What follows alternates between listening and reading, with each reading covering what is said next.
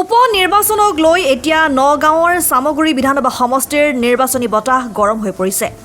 ৰকিবুল হুছেইনৰ দুৰ্গ সামগুৰিত হুছেইনৰ পুত্ৰ তানজিল হুছেইনে কংগ্ৰেছৰ প্ৰাৰ্থী হিচাপে প্ৰতিদ্বন্দ্বিতা কৰিব বুলি চৰ্চা চলি থকাৰ সময়তে অগপ দলৰ প্ৰাৰ্থী হিচাপে মন্ত্ৰী কেশৱ মহন্তৰ ভাতৃ মণিভদ্ৰ মহন্তক প্ৰাৰ্থিত্ব দিয়াৰ দাবী তুলিলে অগপৰ সামগুৰি বিধান পৰিষদে। দেওবাৰে সামগুৰি সমষ্টিৰ অগপৰ বিধান পৰিষদৰ বৰ্ধিত কাৰ্যনিৰ্বাহ সভাই উপনিৰ্বাচনত এই আসনখনত অগপই বিচাৰি প্ৰস্তাৱ লোৱাৰ লগতে প্ৰাৰ্থী হিচাপে মণিমাধৱ মহন্তক দিব লাগিব বুলিও দাবী তোলে। মিত্ৰদল অগপই সামগুৰিত এইবাৰ উপনিৰ্বাচনত বিজেপিৰ প্ৰাৰ্থী নহয় অগপৰ প্ৰাৰ্থী বিচাৰি নাম পৰ্যন্ত চূড়ান্ত কৰাক লৈ ৰাজনৈতিক মহলত সৰব চৰ্চা চলিছে।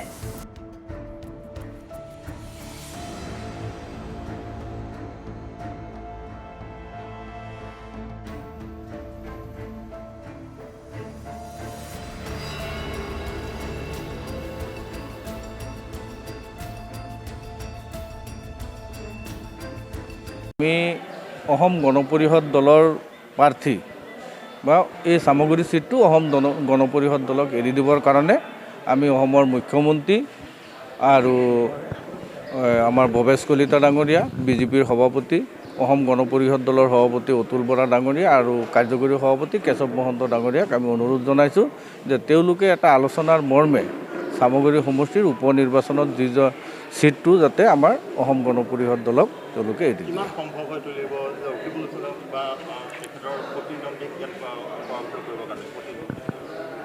আগতে আমাক সিটটো এৰি দিয়ক, তাৰপিছত আমি ৰকিবুল হুছেইনৰ লগততো আমাৰ খেল হ'ব। আৰু আপোনালোকে শুনি ভাল পাব যে 2021 চনত ৰকিবুল হুছেইনৰ এই সামগুৰি সমষ্টিত 26,000 ভোটত তেওঁ লিডত আছিলে। কিন্তু আজি যিটো আমাৰ লোকসভাৰ নিৰ্বাচন হৈ গ'ল, এই নিৰ্বাচনত তেওঁ মাত্ৰ 3,476টা ভোটতহে মাত্ৰ লিডত আছে ইয়াতে কংগ্ৰেছ। গতিকে আপোনালোকেতো জানেই যে যিহেতু ইয়াতে বিজেপিৰ দলৰ আমাৰ প্ৰাৰ্থী আছিলে, গতিকে বিজেপি দলৰ প্ৰাৰ্থীতকৈ যদি এজিপি দলৰ ইয়াৰ পৰা প্ৰাৰ্থী দিয়ে তেওঁলোকে নিশ্চয় ইয়াতে অলপ এডভান্টেজ পাব আৰু এই ভোটখিনি আমি নিশ্চয় এইখিনি আমি অতিক্ৰম কৰি আমি জয়যুক্ত হ'ব পাৰিম।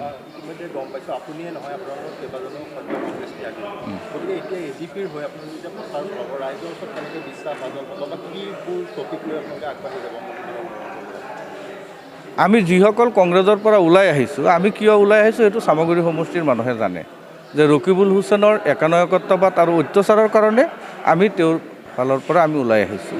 আমি কংগ্ৰেছেই কৰিব বিচাৰিছিলোঁ, কিন্তু এজন একানায়কত্ববাদ শাসক ৰকিবুল হুছেইন আৰু তেওঁৰ পৰিয়ালকেন্দ্ৰিক ৰাজনীতিত আমি অতিষ্ঠ হৈ তাৰ পৰা ওলাই আহিছোঁ। এইটো সামগুৰি সমষ্টিৰ মানুহে জানে আৰু বিগত নিৰ্বাচনত সময়তো আমি লোকসভাৰ নিৰ্বাচনত আমি সামগুৰি সমষ্টিৰ বিভিন্ন অঞ্চলত গৈছোঁ, ৰাইজৰ মাজত গৈছোঁ আৰু সেই অনুপাতে আমি যিহেতু বিগত দিনত আমাৰ সামগুৰি সমষ্টিত আমাৰ সংখ্যালঘু এলেকাৰ পৰা মাত্ৰ 10,000, 8,000, 9,000 ভোট বিজেপি দলে পাইছিলে, কিন্তু এইবাৰ আমি ওলাই অহাৰ পিছত প্ৰায় 25,000 ভোট আমাৰ মাইনৰিটি মুছলমান এলেকাৰ পৰা আমি বিজেপি দলক দিবলৈ আমি সক্ষম হৈছোঁ। যিহেতু আপুনি প্ৰাক্তন এজন কংগ্ৰেছ দলৰ কৰ্মী আছিলে, কিন্তু দেখিবলৈ পোৱা গৈছে যে কংগ্ৰেছৰ যিটো পৰিয়ালকেন্দ্ৰিক ৰাজনীতি, এইবাৰো তেনেকুৱা এটা বিষয় চৰ্চাত আহিছে যে তেওঁৰ পুত্ৰ বা তেওঁৰ পৰিবাৰ 35 বছৰ কাল সামগুৰি সমষ্টিৰ মানুহে আমি একেটা পৰিয়ালকে ৰজা বনাই আহিছোঁ আৰু বেলেগ নাই নেকি মানুহ কংগ্ৰেছৰ? এতিয়া তেওঁলোকে ভাবিছে সামগুৰিত তেনেকুৱা কোনো যোগ্য প্ৰাৰ্থী নাই, তেখেতৰ এগেইনষ্টত খেলিবলৈ সামগুৰি সমষ্টিৰ মানুহৰ কোনো যোগ্যতা নাই। গতিকে আমাক তেওঁলোকৰ লগোৱা লিগিৰিৰ নিচিনা তেওঁলোকে আমাক ধৰি লয়। সেইকাৰণে আমি ওলাই আহিছোঁ যে আমাকে যে প্ৰাৰ্থিত্ব দিব লাগিব তেনেকুৱা কোনো কথা নহয়। সামগুৰি সমষ্টিৰ পৰা আমি এজন প্ৰাৰ্থী দি তেখেতক এইবাৰ হৰুৱাই পেলাই আমি দেখুৱাম যে সামগুৰি মানুহৰো এটা স্বাভিমান আছে, আমাৰ সামগুৰি মানুহেও আমি নিৰ্বাচনত জিকিব পৰা আমাৰ কেপাচিটি আছে। কিন্তু ৰকিবুল হুছেইনৰ এইটো এটা দুৰ্গ বুলিও কোৱা হয় এটা সময়ত, আৰু দেখিবলৈ পোৱা গৈছে যে প্ৰাক্তন মুখ্যমন্ত্ৰী প্ৰফুল্ল কুমাৰ মহন্ত ইয়াত নিৰ্বাচনত প্ৰতিদ্বন্দ্বিতা কৰি ৰকিবুল হুছেইনৰ এগেইনষ্টত হাৰিছিলে। আপোনালোকৰ প্ৰত্যাহ্বান আহিব নিশ্চয়, কেনেধৰণে আগবাঢ়িব? আমি তেওঁলোকৰ যিটো প্ৰত্যাহ্বান আমাক দিব সেইটো প্ৰত্যাহ্বান আমি গ্ৰহণ কৰিবলৈ আমি ৰাজি আছোঁ আৰু সেই প্ৰত্যাহ্বানত আমি নিশ্চয় আমি জয়যুক্ত হ'ম।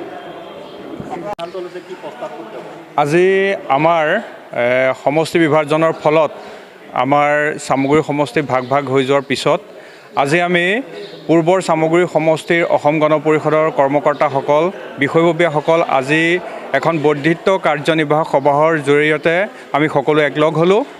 যিহেতু অহা ছমাহৰ ভিতৰত বিধানসভাৰ উপনিৰ্বাচন হ'ব চামগুৰি সমষ্টিৰ লগতে অসমৰ কেইবাটাও সমষ্টিত। গতিকে আমি চামগুৰি সমষ্টিৰ অসম গণ পৰিষদৰ কৰ্মীসকলে আজি এই সভাতে সিদ্ধান্ত লৈছোঁ, এই চামগুৰি সভাৰ আসনখন আমি অসম গণ পৰিষদৰ প্ৰাৰ্থীৰ কাৰণে আমি গ্ৰহণযোগ্য বুলি ভাবিছোঁ। কিয়নো বিগত নিৰ্বাচনসমূহত যোৱা দুটা নিৰ্বাচনত আমাৰ মিত্ৰজোঁটৰ প্ৰাৰ্থীসকল এই সমষ্টিত পৰাজিত হৈছে আৰু 1985 চনৰ পিছত অসম গণ পৰিষদ দলেই 1996 চনত এই আসনখন অতুল শৰ্মাদেৱৰ নেতৃত্বত আমি দখল কৰিবলৈ সক্ষম হৈছিলোঁ। গতিকে আমি বিশ্বাস কৰোঁ সমূহ সদস্যই আমি অংগীকাৰবদ্ধও হৈছোঁ, এই সমষ্টিটো আমি এবাৰ উদ্ধাৰ কৰিম। আমাৰ প্ৰাৰ্থীৰ কথা অহাৰ লগে লগে এটা কথাই মনলৈ আহিব, অসমৰ নৱপ্ৰজন্মৰ এজন যোগ্য নেতা, আমাৰ নগাঁও জিলাৰ সুযোগ্য সন্তান মণিমাধৱ মহন্ত ডাঙৰীয়া, তেখেত এজন যোগ্য নেতা। গতিকে আমি অসম গণ পৰিষদৰ চামগুৰি সমষ্টিৰ সমূহ সদস্য বিষয়ববীয়া, সকলো আঞ্চলিকৰ বিষয়ববীয়া সকলোৱে সিদ্ধান্ত লৈছোঁ, আমি মণিমাধৱ মহন্ত ডাঙৰীয়াক প্ৰতি আমি প্ৰাৰ্থিত্ব দিবৰ কাৰণে আমি কেন্দ্ৰীয় নেতৃত্বৰ প্ৰতি অনুৰোধ জনাই প্ৰস্তাৱ গ্ৰহণ কৰিছোঁ। যদি আপোনালোকৰ সামগ্ৰী আসনখন এৰি নিদিয়ে বা ইয়াত বিজেপি দলৰ প্ৰাৰ্থী আকৌ পুনৰ ইয়াত প্ৰতিদ্বন্দ্বিতা কৰে, তেতিয়া আপোনালোকৰ কি? নহয়, আমিতো আমাৰ মিত্ৰজোঁটৰ যিটো ধৰ্ম সেই ধৰ্ম সদায় পালন কৰি যাম। যিহেতু ৰাজনীতি হৈছে জিকাৰ ৰাজনীতি, ৰাজনীতিত আমি যিহেতু মিত্ৰজোঁট হিচাপে আছোঁ, ভাৰতীয় জনতা পাৰ্টীৰ কাৰণে অকণমান কঠিন হ'ব আৰু অসম গণ পৰিষদৰ কাৰণে সহজ হৈ আছে। কথা সেইটোৱে, ফৰ্মুলা সেইটোৱে, আমি জয় মানে ভাৰতীয় জনতা পাৰ্টী জয়, ভাৰতীয় জনতা পাৰ্টী জয় মানে আমি জয়। গতিকে আমাৰ কোনো পাৰ্থক্য নাই, আমি সহযোগিতা মিত্ৰতা ধৰ্ম আগত ৰাখি পালন কৰি যাম।